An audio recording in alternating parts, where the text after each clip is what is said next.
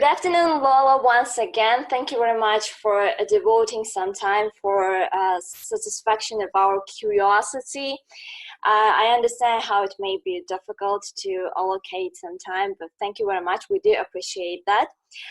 So today we are going to have the interview with the graduate of the Oxford University, Lola Jabbarova, who was also an honorable student at the Westminster University at the Commercial Law Course. Lola, good afternoon. Would you like to give just a little bit introduction about yourself, like what do you do now, what are your basic interests, etc.? Sure. Hello, everyone, and hello, Asol. Thank you very much for coming up with this idea of organizing this talk. Thank you. Well, as you said, my name is Lola. I am a lawyer by profession and education, although I did my master's in public policy. Currently, I work in London in a company called Datamaran. It's the world's leading solution in non-financial risk management. And we provide non-financial risk analysis for big corporations. And what I currently do is I work across the sectors, but mostly focusing on regulations, which is a good mix, I think, of law, what I studied at Westminster, and then public policy, what I studied at Oxford.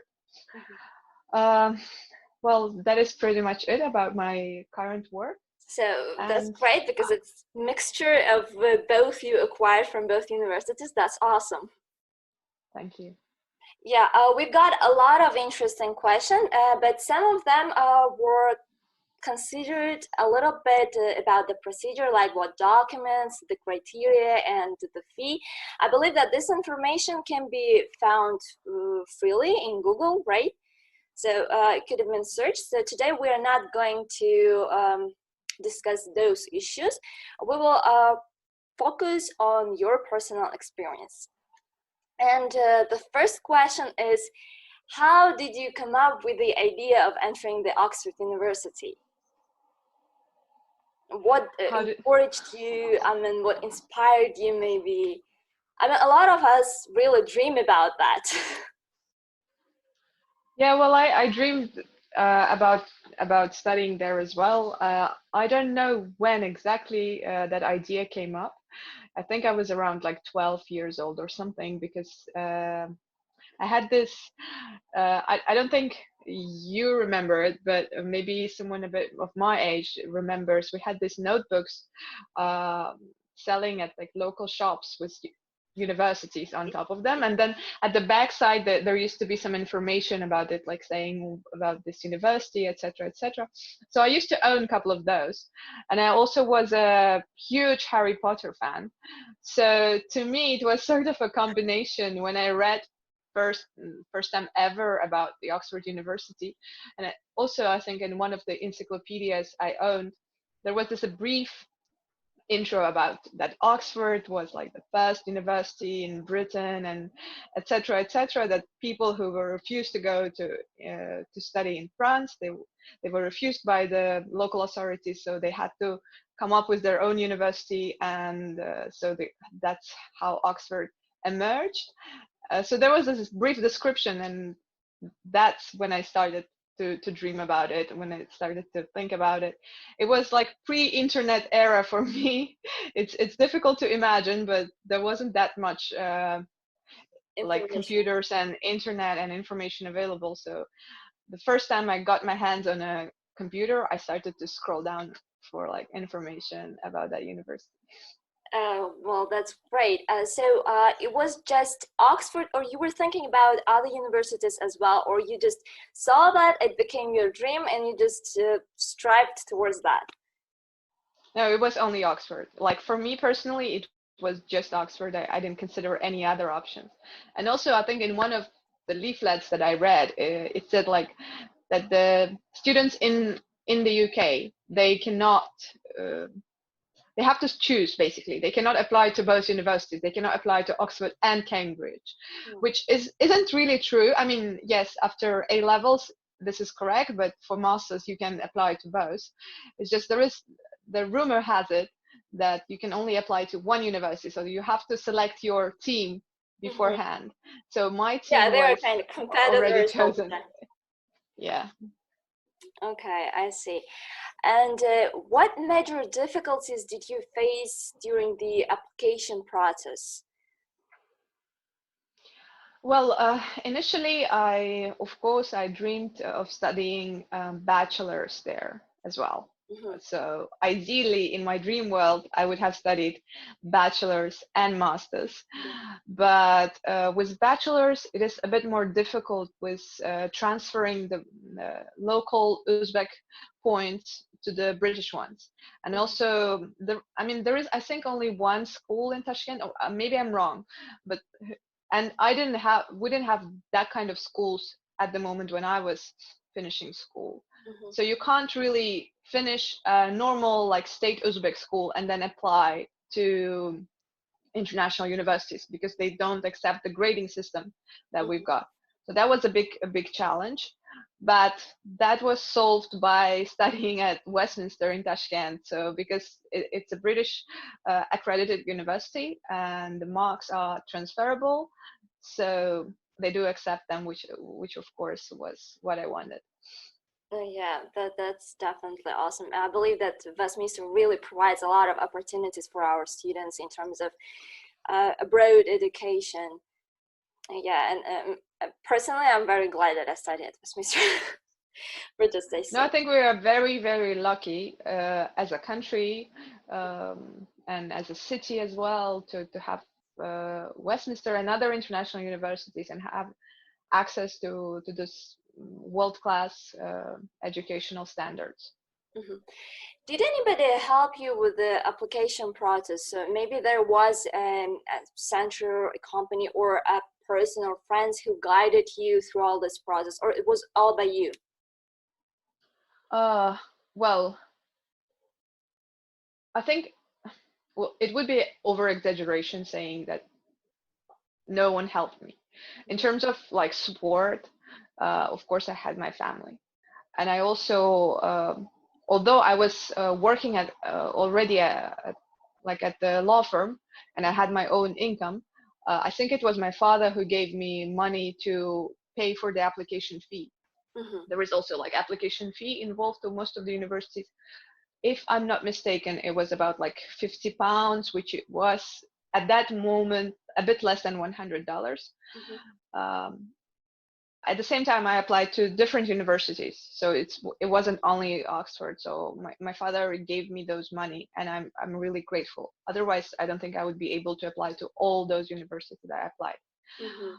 Also, I had the help from my tutors at Westminster who gave me reference letters, who gave them on time, and who also didn't ask me, for example, to write my own recommendations, which I think is a practice across many universities and professors, that they actually request students to write their own recommendations and then tutors just sign it.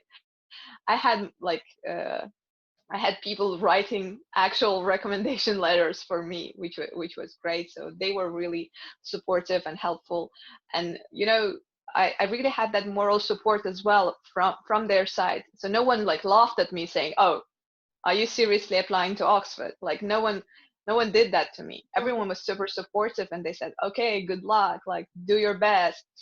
We believe in you," etc., etc., which was really supportive.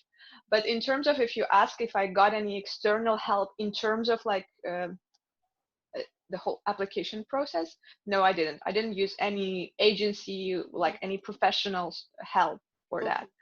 I think the system is very much self-sufficient, and I mean, studying at Westminster, you should know the language enough to be Yeah. able to go through the application process by yourself. So it's not that the matter of that. Well, yeah, that's true. What I also like about the commercial law tutors, they are all the time like 24/7 supportive. They are there just to give a hand, and that's really very nice.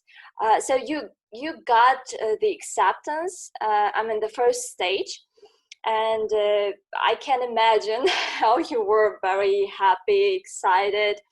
And I believe that at that time you started preparation to the next stage, which is, as far as I know, is the interview process, right? So what struggles did you face during that period? Well, first of all, so you don't get the acceptance letter before you go through the whole application process. You just get this pre-selection email, which says that you've been pre-selected to go through the interview. So it doesn't equal acceptance to the university at all. Yeah. So it's just a confirmation email that you got pre-selected, that you can go now through the interview. Well, then I had to prepare for an interview, which is the same thing as I'm having with you. What did I prepare? I didn't actually prepare much for it, to be honest, because I was in the process. There were lots of things going in my life. I was getting married, sort of, in also writing my dissertation, and then I think we had exams or something, and also I had that interview. So everything was happening in a row. So I didn't prepare that much for it. And honestly, I mean, what they ask is that you don't prepare much for it, because obviously it's visible when for example, your speech is prepared and you learned it by heart. Yeah. Unless you are super professional and you can fake it, but most of people cannot. So what they actually ask for you is not to prepare for it intentionally. Yeah. Okay. And were there any unusual questions? Maybe you got it, or later on you found out that some of your group mates got the weird, unusual questions, because I've heard that there may be some questions which are aimed not just only to assess your level of knowledge, but to see how you cope with the situations where you basically know nothing about, but you have to manage that stress and find out the solution maybe. So did you get any unusual questions during the interview? Unusual, I'm not so sure about unusualness, but I was honestly sort of mentally preparing for like tough questions because it was course on public policy, I mean, in Uzbekistan, other than the state academy, we don't have much places studying public policy or public affairs or public administration. So there's very little knowledge in that subject. So I was expecting a lot of questions in that area, and I was getting prepared mentally for like, what do you know about public policy? Do you have any experience in government, etc., etc. But questions were, in my opinion, they were very, very simple and straightforward. I think of one of the questions that got me unprepared was actually, what's the last book you read? Like, tell me about it. And so I was like, did you manage like, yeah, trying to think what was the last book I read. It was actually like something Jeremy Bentham's Law or whatever, so I was trying to actually think of a fiction book or others, like not boring stuff. I think I managed to answer that question because I got the application after all. But yeah, I wasn't prepared for that question. Like, it got me stuck. Well, I see. Do you think that there is any prototype or maybe the model of Oxford students? So there is the specific criteria how the students should look like, or the skills a student should possess, or something like that? Well, it's definitely 100% nothing about looking like, because obviously it's an international university. No, I don't mean about the appearance. I mean like mostly about the skills, the knowledge, the maybe I don't know, the character, something like that. Well, in that terms, of course, I think the biggest unifying character would be curiosity, personal character. Curiosity, intellectual curiosity, I mean. When you when a person can be interested in anything and is ready to dig very deep for knowledge, to actually find that truth, to find that knowledge, to try to find it. Also, most of students that I've been lucky to meet, they were all like very, how do you say that, very self-opinionated. So everyone has their own opinions on the matters, and they're ready to debate for you on any subject globally. Well, smart, generally very smart, and well, what else? Ambitious. I think ambitious would be the right word. What about the work experience? Does it matter whether you had some experience maybe as you had at the law firm, or in general, like working experience? Well, I think it's very much welcomed. So it is very, very much welcomed. But it depends from course to course. So it depends from what subject you are planning to study.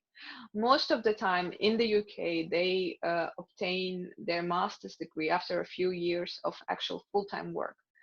And honestly, I would actually suggest to anyone willing to apply to do that, to actually get some exposure, to get some work, real life full-time work experience after finishing bachelor's before getting into master's. Because in our class at Blavatnik School of Government, we had 120 students from all over the world. And the aim of the course was actually to get like a maximum of mixture. The youngest people were like me, like in their early 20s, just finishing off their bachelor's. And other people were like over 50 plus and like having massive work experience. And of course, those who had at least some work experience had an advantage, especially in the classroom, when they can contribute more because they know how things are done in real life, not just in practice, which is a huge competitive advantage when you can actually challenge your professor saying, so for example, just to give you an example, for example, we had a course on negotiation, which was run by one of the most prominent Harvard University professors on negotiation. And he is an academic guy, so he's a person from academia. And but we had people in the group who actually been either in diplomacy for like 20 plus years. So they've been professional diplomats, you know, for 20 plus years, who served all across the world. We had UN top officials like from World Bank, and we had some people who actually have been in negotiations with terrorists in Afghanistan, for example. They've actually been like negotiating terms with Taliban groups. So when the professor says you, okay, this is how it should be, but then these people, they can respond, but well, this is how it actually is. So when you actually sit on the table with terrorists, what does it look like? They have this experience. So it's a very different what you can bring to the table when you have work experience. So because public policy is mostly, well, it is about the government. So I didn't have direct experience in government before applying. So I worked, not I worked, but I interned for United Nations for quite a long time. So it was a bit, not a bit, but actually way longer than normal internship. Then I worked in a law firm. I also worked with children at the educational camp. I had all sorts of this type of experiences, but that was not sufficient in my opinion. So ideally, after a few years in government or working with government, I would love to restudy, for example. That would be ideal, because it would be a completely different experience when you can bring something to the table, when you can challenge ideas, and you cannot like take it for granted. Yeah, I see. That's really interesting, and I guess wise suggestion. Thank you. And how did studying at WIUT, particularly at the commercial law course, help you in entering the Oxford University?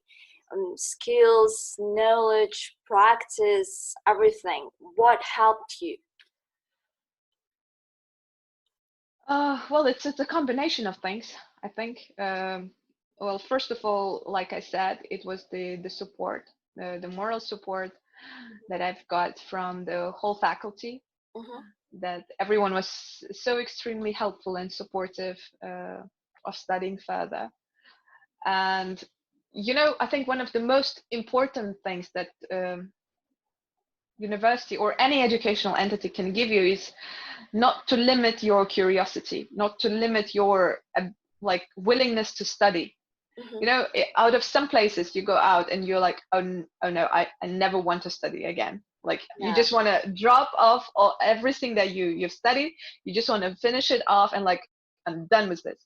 And what Westminster gave me is actually the opposite. So after university, I wanted to study more, which I think is an absolute advantage. They didn't kill this willingness to study. And of course, it other than like studying in English and like marks being transferable, etc., etc., Westminster has a great access to online libraries, Yeah, which that's I think is something that is like really underappreciated by most students. But those access like to JSTOR and all those international platforms for getting education, which is like very, very expensive actually, like subscription, if you want to get it, well, just for yourself, it's super expensive, and university provides those opportunities mm-hmm. to study. Gave me a lot in terms of preparing, like writing my motivation letter, personal statement, and etc., and reading up on the subject, because this type of publications, they're not available freely Yeah. on the web. Yeah. Especially those which were in late 80s or 70s. Yeah, that's true.